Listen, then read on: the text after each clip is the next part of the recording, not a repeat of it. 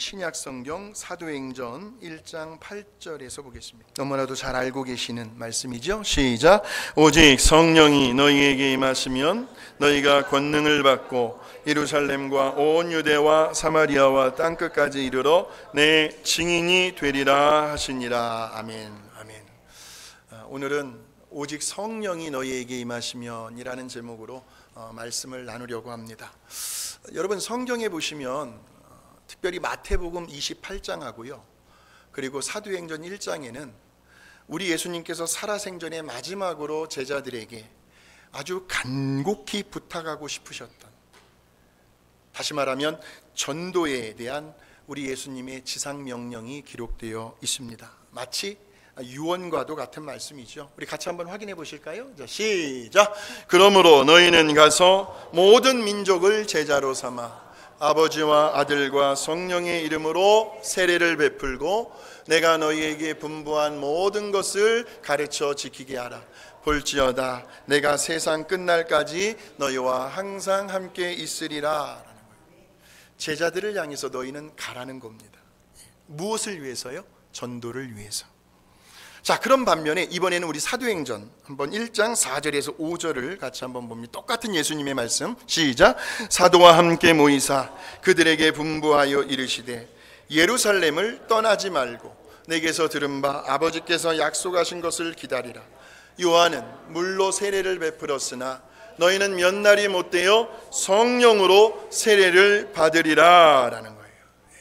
똑같은 우리 예수님의 명령이죠. 두 명령 사이에는, 그런데 이 시간적인 개념으로 보게 되면 아주 팽팽한 어떤 긴장감이 흐르고 있음을 우리가 보게 됩니다.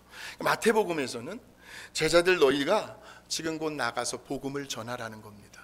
그런데 반면에 사도행전에서는 너희가 뭘 받을 때까지요? 성령 세례를 받을 때까지. 예루살렘을 떠나지 말고 꼼짝 말고 기다리라는 겁니다. 바로 그 장소가 마가의 다락방이었어요. 이 두 개의 명령에 대한 긴장감을 아주 그냥 한 방에 해소시켜주는 말씀이 우리가 아까 읽었던 사도행전 1장 8절의 말씀입니다. 다시 한번 읽어보겠습니다. 그냥 아예 외워두십시오. 시작. 오직 성령이 너희에게 임하시면 너희가 권능을 받고 예루살렘과 온 유대와 사마리아와 땅끝까지 이르러 내 증인이 되리라. 라는 거예요. 그러니까 제자들이, 너희가, 아니 오늘 저와 여러분이 우리 예수님의 마지막 유언이라고 할 수 있는,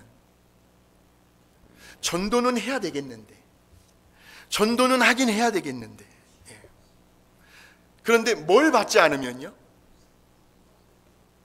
성령을 받지 않으면, 오직 성령이 우리에게 임하지 않으면, 천하에 우리 예수님과 3년 반 동안 동고동락을 하며 함께 지냈던 예수님의 제자들이라 할지라도 성령 받지 않으면 그 누구도 우리 예수님의 증인이 될 수가 없다라는 거예요. 교회에서도요, 성령 받지 않은 사람들 얼마나 많은지 몰라요. 성령을 받아야 돼요. 성령을. 오직 성령이 너희에게 임하시면.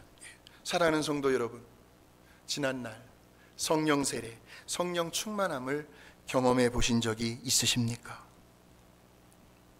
정말 있으십니까? 우리 성령님의 도우심이 없으면요, 그 천하의 누구도요 전도를 할 수가 없답니다. 전도가 불가능하대요. 다시 말하면 우리가 아무리 애를 쓰고요, 시간과 물질을 투자하고 밥을 사 먹이면서까지 수고해도요, 그 전도의 열매가 나타나지 않는다는 겁니다. 다들 경험해 보셨을 거예요, 한 번쯤은. 이상하게 끝에 가서는요, 뭔가가 잘 안 돼요. 자꾸 끝이 틀어져요. 약속까지 했는데 정작 그날 가서는 보이질 않아요. 참 신기합니다. 아마도 적어도 최소한 이 자리에 계신 분들은요, 제가 여러분들의 마음을 한번 읽어드릴까요? 어떤 마음을 가지고 계시는지. 그 누구라도 정말 그 누군가를 전도하고 싶은 그 간절한 소원과 열망과 바램과 마음, 그 열정이 오늘 이 시간 적어도 저와 여러분 모두에게는 다 있으실 거라는 거죠. 세상에 어느 누구가 교회가 찌그러지길 바라고 교회에 나오는 사람들 이간질 시켜가지고 교회에 나오지 못하게 할 그런 사람들이 어디 있습니까? 그러면서 동시에 아마도 한 번쯤은 전도를 다 해보신 경험들이 있으실 거예요. 아니, 지금도 그 전도가 현재 진행형이신 분들이 많으실 겁니다. 내가 그 사람을 꼭 전도해야 되겠다. 그러면서 동시에 드는 생각도 있어요. 야, 정말 이거 생각보다 전도하기가 쉽지 않구나. 그러면서 뼈아픈 좌절을 겪고 실망하게 되고 아픔과 고통을 누구나 한 번쯤은 다 경험해 보셨을 겁니다. 바로 그러한 갈등과 고민이요, 그러한 문제를 해결해 주시기 위해서 오늘 예수님께서 저와 여러분에게 뭐라고 말씀하십니까? 오직 성령이 너희에게 임하시면 그랬습니다. 한번 띄워주세요. 주님의 성령 지금 이곳에 임하소서.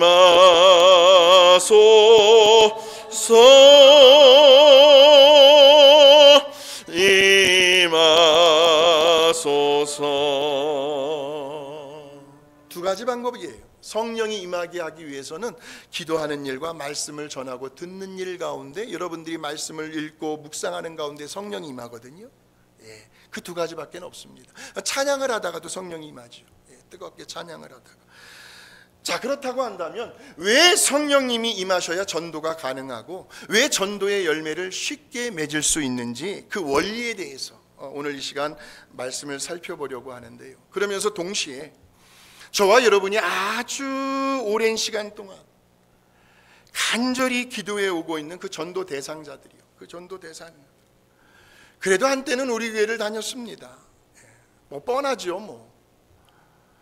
그런데 지금은 어디에도 안 나가고 있지 않은 그 누군가가 있으실까요, 여러분? 또 우리 하나님께서요, 저 사방팔방 원근각처에서 지금은 거리가 문제가 되지 않습니다. 그곳에 정말 예수님이 계신다라고 느껴진다면, 하나님의 은혜와 사랑을 내가 느끼고 감격할 수만 있다면 어디에서든 오거든요. 그렇게 우리 교회에 보내주시는, 뭐 이사를 오셨다든지, 아니면 정말 우리 교회에 처음 방문하는 새 가족들이 그냥 그저 무슨 교회를 뭐 쇼핑하듯이 다녀가지고 그냥 한번 왔다가 사라지는, 연기처럼 사라지는 것이 아니고, 여기 있잖아요, 표. 말씀 안에서 신앙의 참된 뿌리를 내리고요, 우리와 함께 기쁘고 즐겁게요. 지난 한 주간도 우리 성도님들 다 보고 싶으셨잖아요. 하나님의 가족이니까. 그렇게 천국 가는 그 순간까지 내일 일을 알지 못해요. 언제 하나님께서 우리의 생명을 걷어가실지 몰라요. 오라 하면 가야 됩니다. 그 순간까지 우리에게 맡겨주신 그 사명 기쁨으로 잘 감당하시고요, 어떻게 해서든 행복한 신앙생활을 할 수 있기를 간절히 정말 바라는 마음으로 오늘 저는 세 가지의 말씀을 드리려고 합니다. 자, 그 첫 번째로, 저와 여러분 가운데 정말 성령님이 임하게 되면 그 순간부터 우리에게 어떤 현상이 나타나냐면, 우리 하나님의 그 깊으신 은혜가 저절로 깨달아진다라는 거예요. 지난 한 주간 동안 우리가 살아온 매 순간순간이 하나님의 은혜의 발자취요, 하나님의 은혜의 흔적이었다라는 것을 고백하십니까? 같이 한번 찬양해 보시죠. 모든 것이 은혜, 은혜, 은혜,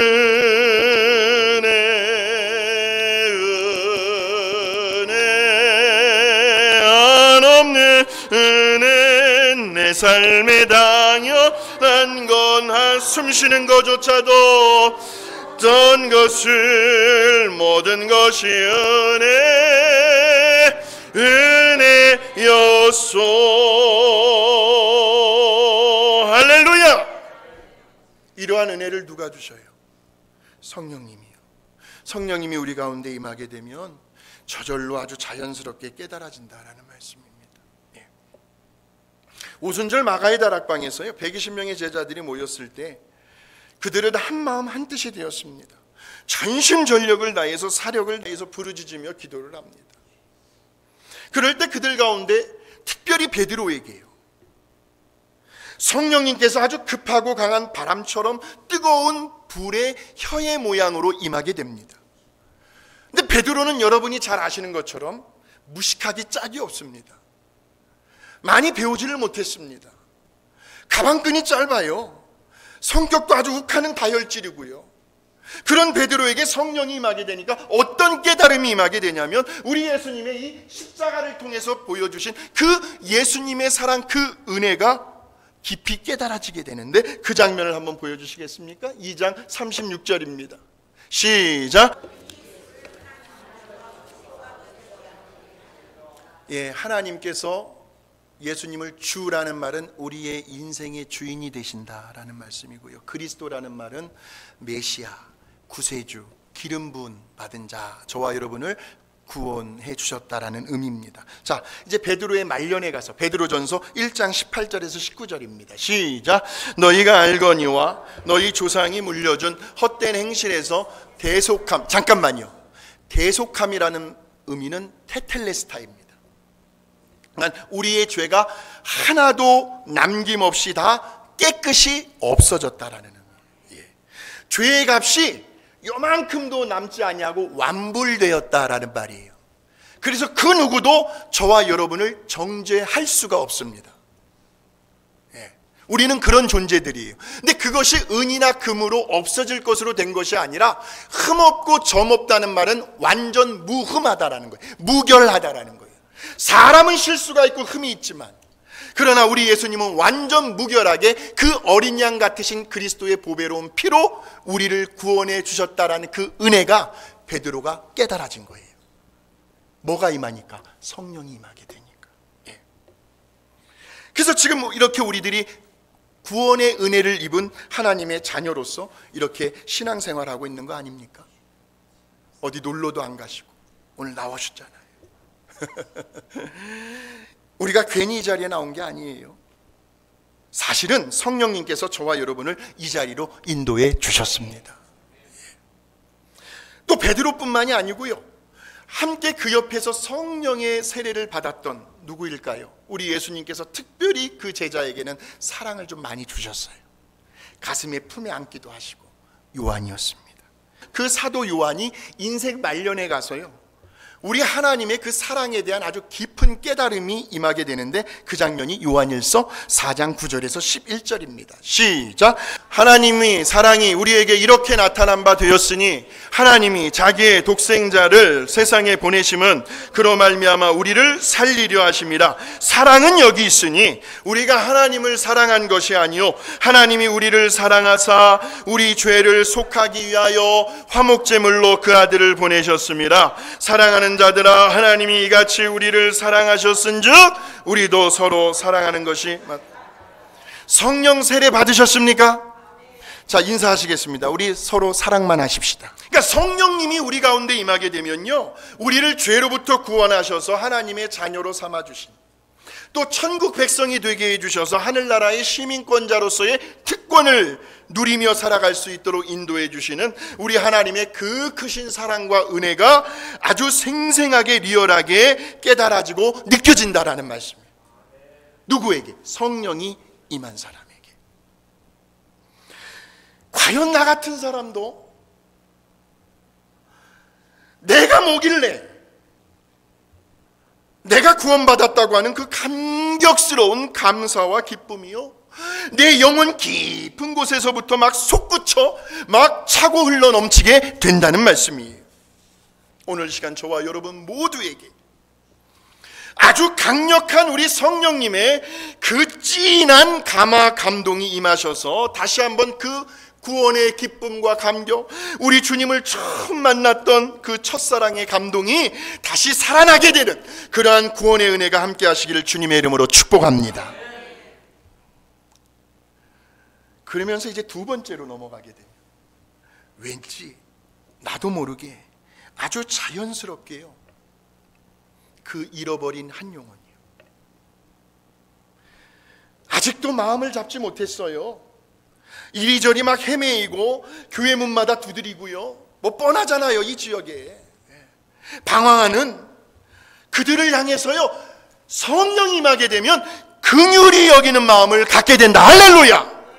긍휼히 여겨지는 마음을 갖게 돼요. 아무리 나에게 못된 짓을 했어도. 그러면서 이제는 내가 믿는, 내가 사랑하는 그 예수님을, 나를 점점 오늘도 말씀으로 점점 더 성숙한 믿음의 사람으로 새롭게 하시고 변화시켜 가시는 그 주님을 다른 누군가에게 정말 전하지 않고는 도저히 견딜 수 없는 그러한 심정을 누가요? 성령님이.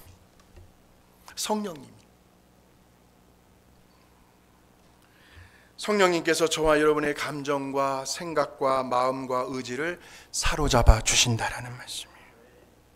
아직도 우리 예수님 영접하지 못했어요. 교회 밖에 있는 사람들은 말할 것도 없고, 교회 안에서도 예수님 영접하지 못한 사람들 있어요.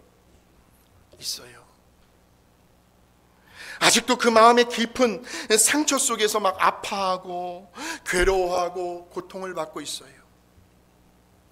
아직도 교회를 정하지 못하고 생명의 그 말씀의 꿀을 먹어야 되는데, 자꾸 먹어야 되는데 먹지를 못하니까 영혼이 막 메말라가고 피폐해져가는 사람들이, 죽어가는 사람들이 있어요. 바로 그런 영혼들에게요, 우리 하나님의 그 끝이 없고 다함이 없는 그 사랑을 전해주고 싶은 마음이 간절해진다라는 거죠.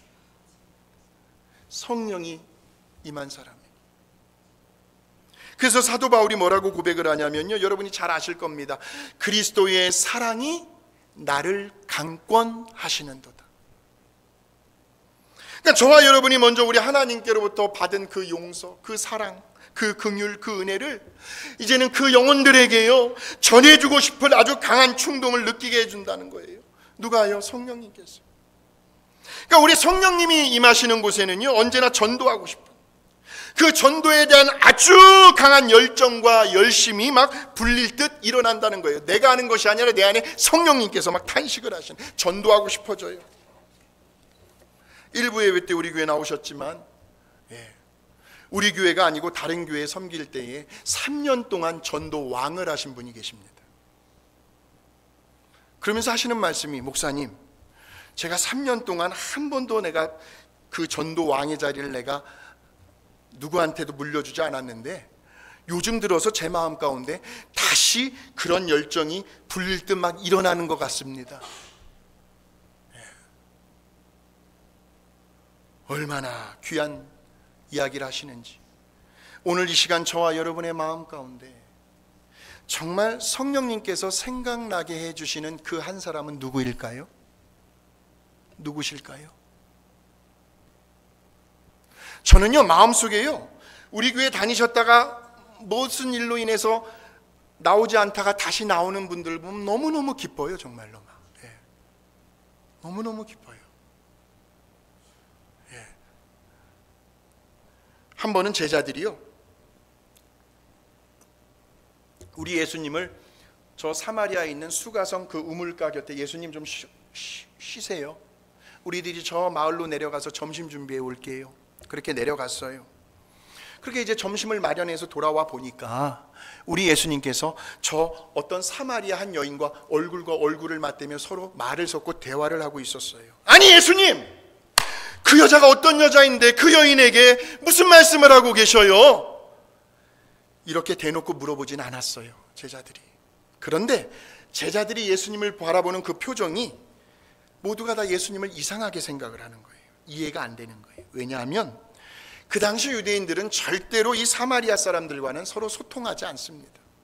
말을 섞으려고 하지도 않아요. 왜? 그들을 인간 취급을 하지 않는 이유가 하나였습니다. 그들에게는 아수르 민족이라는 이방인들의 피가 섞여져 있다고 그래가지고, 유대인들은요 그 유대인의 자기만의 그 혈통을 굉장히 중요시하거든요. 그래서 마태복음의 그 수신자인 유대인들에게 복음을 더 쉽게 접근하기 위해서 우리 예수님을 유대인의 혈통에서 태어나셨다라고 그렇게 하잖아요. 아브라함과 다윗의 후손이라 그러잖아요. 그걸 굉장히 중요시하게 여깁니다. 그러니까 지금 이 제자들의 눈에는요 그 여인에 대한 어떤 편견, 어떤 선입견이 아주 강하게 박혀 있었기 때문에요,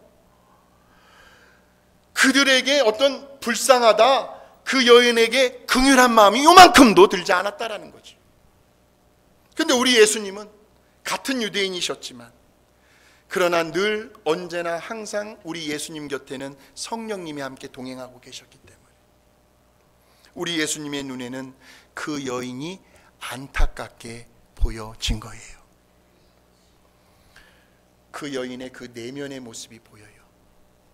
그 여인의 속사람이요, 그 여인의 영혼의 상태. 아무렇지도 않은 것 같은데 웃고 있는데 속에선 울어요. 아무렇지도 않아. 그렇게 큰 소리 치지만 안에서는 불안해하고 있어요. 그 속사람이 예수님은 보이셨던 거예요. 이것을 증명해주고 있는 말씀이 요한복음 4장 18절의 말씀이거든요. 자, 시작. 너에게 남편 5이 있었고 지금 있는 자도 내 남편이 아니니 남편이 없다고 하는 내 말이. 남편을 5명이나 갈았. 이유야 어찌 되었든 간에 이 사마리아 여인이 잘했건 못했건 옳고 그름을 떠나서 한평생 남편을 5번이나 바뀌어야 했던 그 가정의 형편, 그녀가 가지고 있었던 그 사연, 그녀의 그 심정, 그 마음, 그것을 우리 예수님은 보고 있었던 거죠. 5명이나 또 지금 있는 남자도 남편이 아니라니까 동거하고 있는 그 남자도 얼마나 이 여인의 삶이 비참했겠습니까? 그런 여인의 그 마음을 주님은 헤아리셨어요. 그냥 지나치실 수가 없으셨던 거죠. 그래서 만나주셨어요. 대화를 나누신 거예요.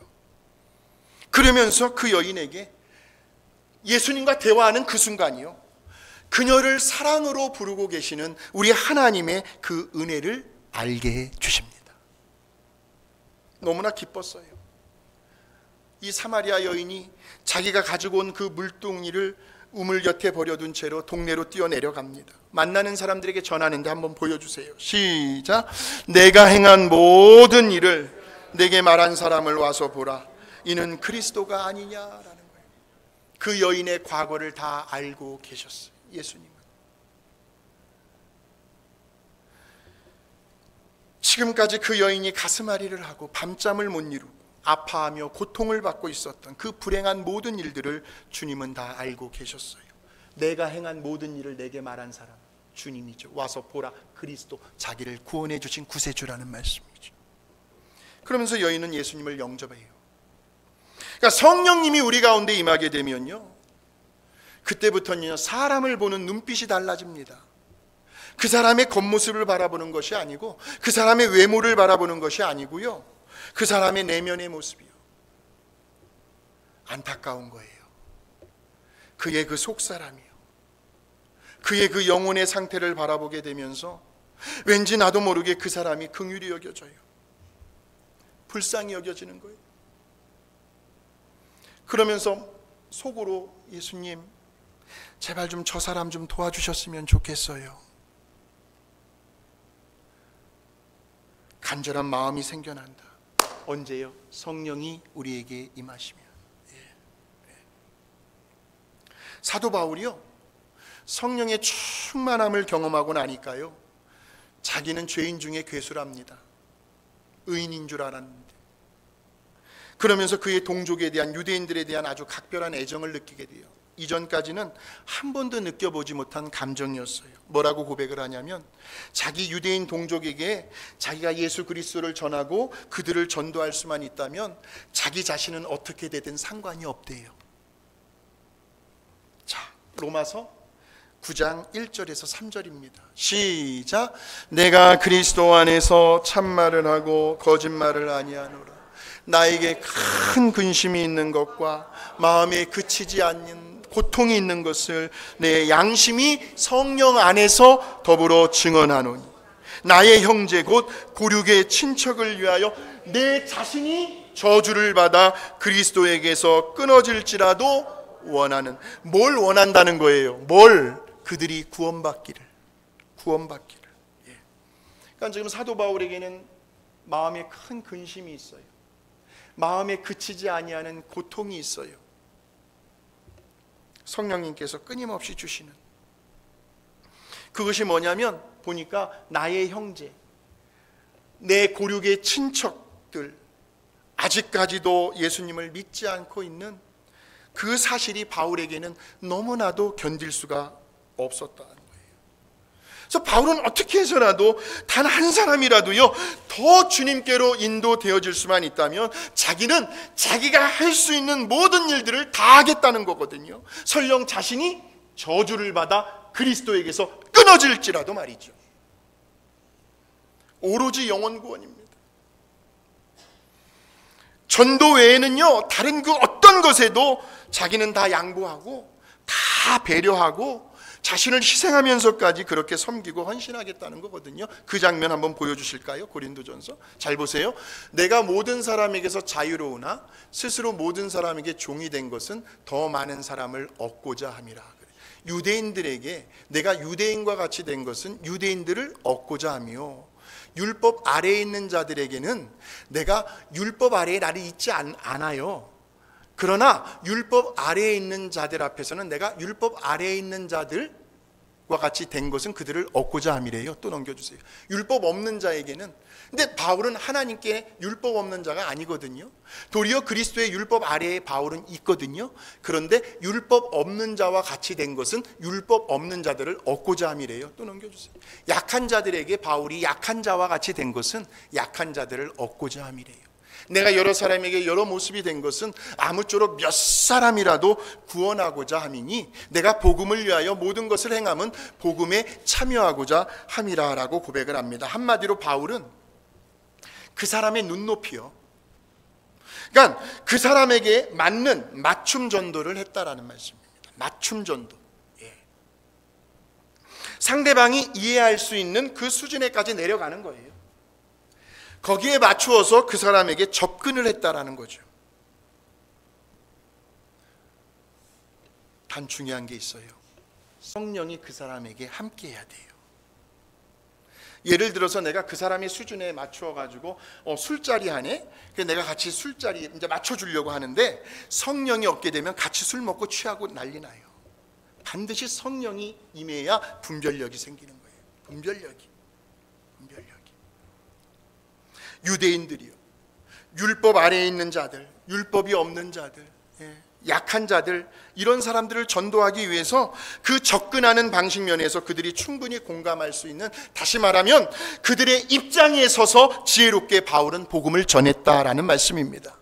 오늘 이 시간 우리 모두가요 다 정말 성령 세례요, 성령 충만함을 경험하셔서 누구를 대하든지 어떤 사람과 마주하든지 그 사람의 눈높이에서 상대방을 향해 긍휼히 여길 수 있는 마음을 갖게 되시기를 주의 이름으로 축원합니다. 그렇게 되면 지금 그 사람이 무엇 때문에 괴로워하고 아파하는지,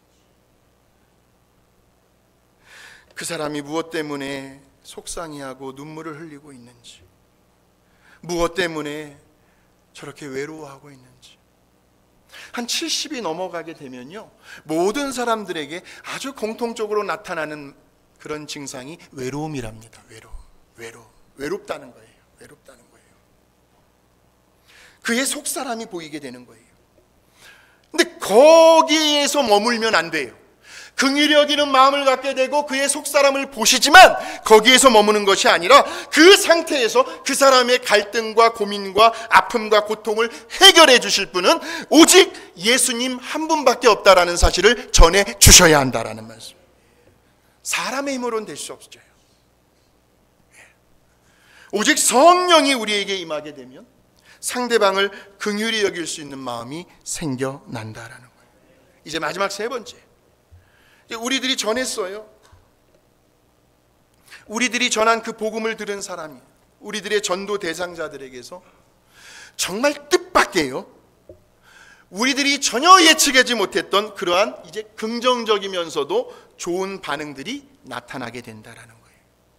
누구에게? 성령이 임한 사람. 어느 날 갑자기 그 사람에게서 먼저 연락이 오는 거예요. 교회 오겠다고. 우리는 그냥 기도만 했을 따름인데. 그러니까 우리들이 온갖 수단과 방법을 다 동원해 가지고요, 누군가에게 하나님의 사랑을 표현하고 밥을 사주고 차를 마시고 우리 예수님의 복음을 전한다 할지라도요, 정말 이분의 도우심이 없으면 그 누구도 하나님의 사랑과 예수 그리스도의 복음을 받아들일 수 없다는, 잠깐 나올 수는 있어요. 뿌리를 내리질 못해요. 마음의 문을 열지 않는다는 겁니다. 바로 우리 성령님께서 도와주셔야만 한다는 거예요. 그 사람의 생각, 느끼고 있는 감정, 판단, 분별력, 결정하는 그 세세한 모든 것들까지도 우리 성령님께서 세심하게 간섭해 주지 않으면 그 어떠한 긍정적인 반응도 열매도 나타날 수가 없다라는 말씀이에요. 그러니까 결국은 둘 중에 하나를 선택하셔야 돼요. 정말 우리 예수님께서 나의 죄를 대신하여 이 십자가에서 그 보배로운 피를 흘려주신 하나님의 아들이심을 내가 믿을 것인가? 아니면 안 믿을 것인가? 근데 그걸 믿게끔 선택할 수 있도록 인도하시는 분이 성령님이시라니까요. 오직 우리 예수님만이 나를 하나님 아버지께로 인도해 주실 유일한 길이요 진리요 생명임을 내가 받아들일 것인가? 그렇지 않을 것인가? 우리 예수님만이 내 인생의, 내 삶의 참된 주인이 되심을 내가 인정할 것인가? 그렇지 않을 것인가? 이제 과거의 그 모든 아픔과 상처, 부정적인 사고방식, 피해의식, 자격지심, 열등감, 이런 것들을 다 뒤로 하고요, 이제는 서로 화해를 하면서요, 다시 새로운 마음으로 나에게 주신 그 귀한 은사와 달란트, 그 재능을 가지고 서로 화합하면서 으쌰으쌰하면서 그렇게 겸손하게 다시 신앙생활을 시작할 것인가? 아니면 그냥 그대로 그냥 그럭저럭 살다가 갈 것인가? 이러한 선택의 기로에서 누가요? 성령님께서 그 사람으로 하여금 올바른 선택을 할 수 있도록, 우리 하나님께서 기뻐하시고 원하시는 그러한 바른 선한 길을 따라갈 수 있도록 긍정적인 반응, 좋은 결과를 성령님께서 허락해 주셔야 한다라는 말씀이에요. 오직 성령이 너희에게 임하시면, 이것이 바로 전도의 신비입니다.